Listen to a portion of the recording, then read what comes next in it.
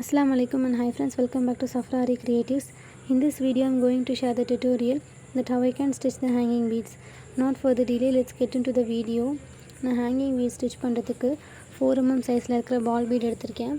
தென் hanging beads எடுத்திருக்கேன். அப்புறம் sugar beat எடுத்திருக்கேன். இப்போது எப்படி ஸ்டிச் பண்ணுறதுன்னு பார்க்கலாம். நார்மலாக நம்ம நீடில் த்ரெட் இன்சர்ட் பண்ணுற மாதிரி இன்சர்ட் பண்ணிவிட்டு அதுக்கு பேக் சைடில் ஒரு நாட் போட்டுட்டேன். இப்போது நீடில் நான் பேக்லேருந்து ஃப்ரண்ட்டுக்கு புல் பண்ணி இழுத்துட்டேன். இப்போ அதில் பால் பீட், தென் ஒரு ஹேங்கிங் பீட், அப்புறம் ஒரு சுகர் பீடை இன்சர்ட் பண்ணிக்கிறேன். இன்சர்ட் பண்ணிவிட்டு ஹேங்கிங் பீட், தென் பால் பீட் அது மட்டுமே வந்துட்டு நீடில்குள்ளே இன்சர்ட் பண்ணிவிட்டு டவுன்வர்ட்ஸில் வச்சு புல் பண்ணிக்கிறேன். இப்படி புல் பண்ணும்போது உங்களுக்கு நாட் விழுந்துடும்.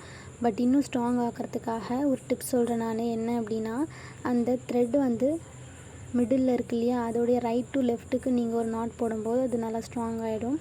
அதே மாதிரி இன்னொரு பீட்ஸையும் நான் ஸ்டிச் பண்ணி காமிச்சிருக்கேன் பாருங்கள். தட் சேம் மெத்தட் அதுலேயும் அதே மாதிரி இன்சர்ட் பண்ணிவிட்டு அதில் வந்துட்டு உங்களுக்கு மிடில் ஒரு நூல் இருக்கு இல்லையா, அந்த நூல் இல்லாமல் அதில் நீங்கள் ரைட் டு லெஃப்ட் அப்படின்ற வச்சு ஸ்டிச் பண்ணும்போது உங்களுக்கு நாட் விழுந்துருச்சா. இந்த மாதிரி வச்சு ஸ்டிச் பண்ணிங்க அப்படின்னா நீங்கள் மிஷினில் வச்சு ஸ்டிச் பண்ணும்போது அது கழண்டு வராமல் இருக்கும்.